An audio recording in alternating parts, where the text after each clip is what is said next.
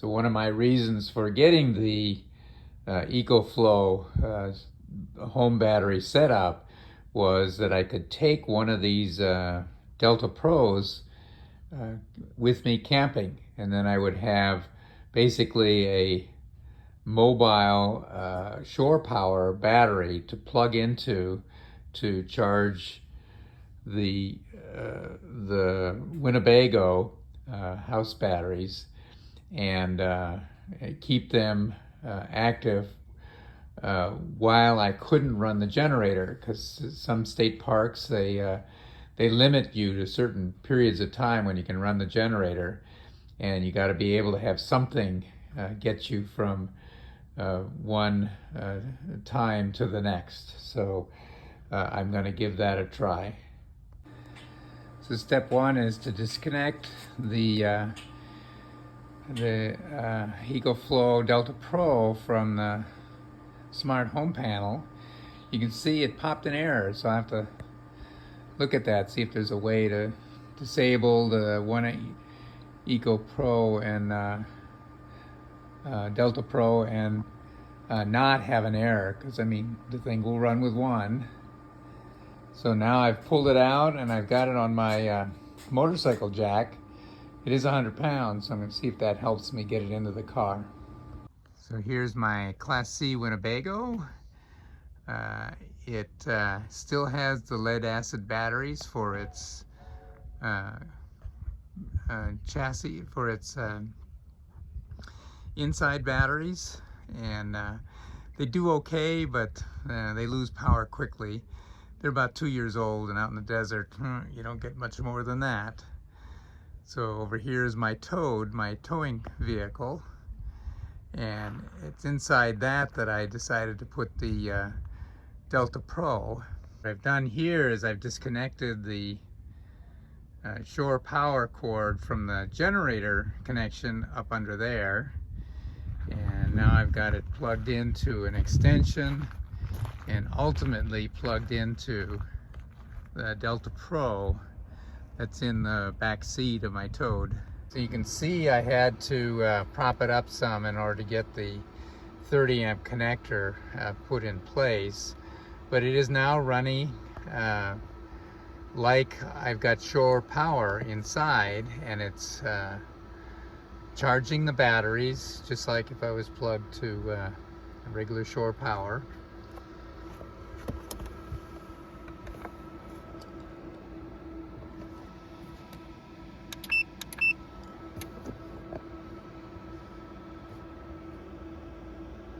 So you can see I'm putting out about 340 watts. I'm down to 50%. Now the issue at hand here is how long can I use the battery before I have to recharge it from generator. Now here in Lost Dutchman State Park, you can run the generator 2 hours in the morning and 2 hours in the afternoon. So I have to see if I can do enough charging of this battery to keep things going around the clock.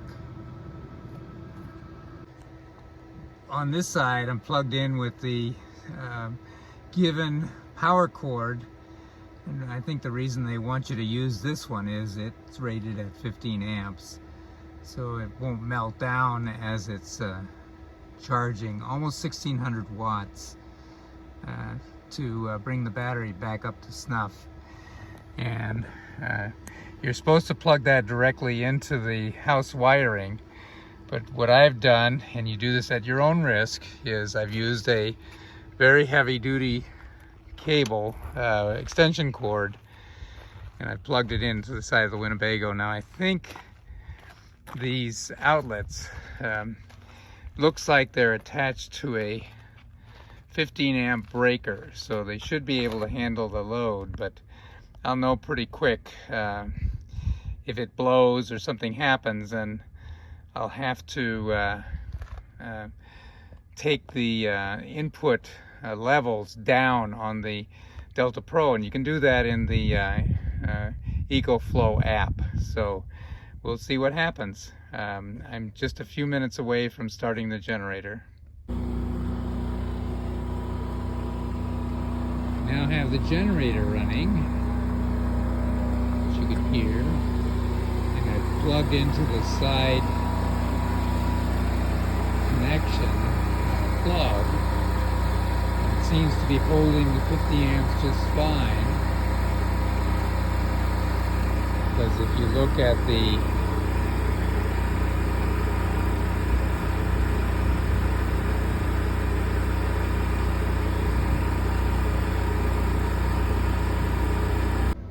So I'm getting 1639 watts.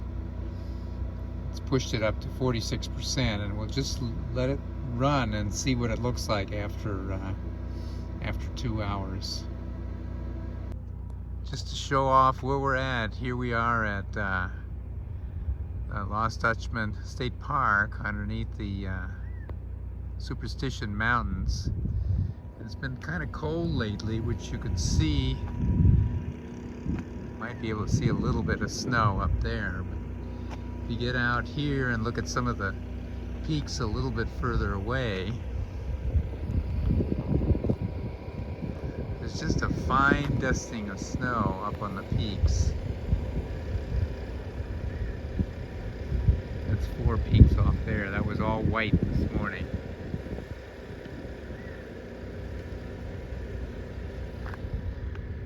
And if you look up here, you can see a little bit of snow up there as well.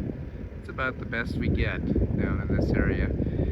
In my 30 years here in the Phoenix area, I've only seen snow come down into the valley maybe twice. So you can see overnight, it actually went down to about 16% before the 8 o'clock generator start time. So then I started the generator, and now it's charging the battery back up again. So for the nighttime, running the fan for the heater and all the other little things that are going on in the coach, it ran from 100% down to 16%. So it gets through the night. That's all I really needed. During the day, same issue, but it's a shorter period between 10 o'clock a.m.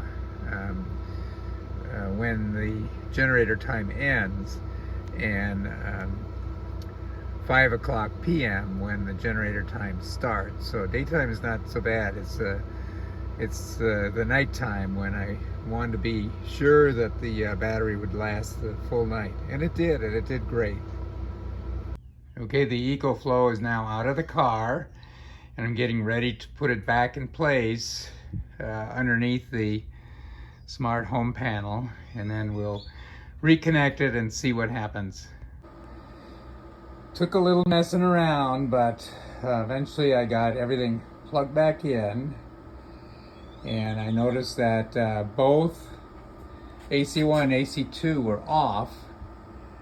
But once I turned the EcoFlow Pros back on, they both seemed to be happy, and the AC2 came right up, and then I got the Pro 1 on and pressed the AC2 on-off button, and it came on as well. Now they're both in the charging mode, so we'll get these things up to their charging level and get back on schedule.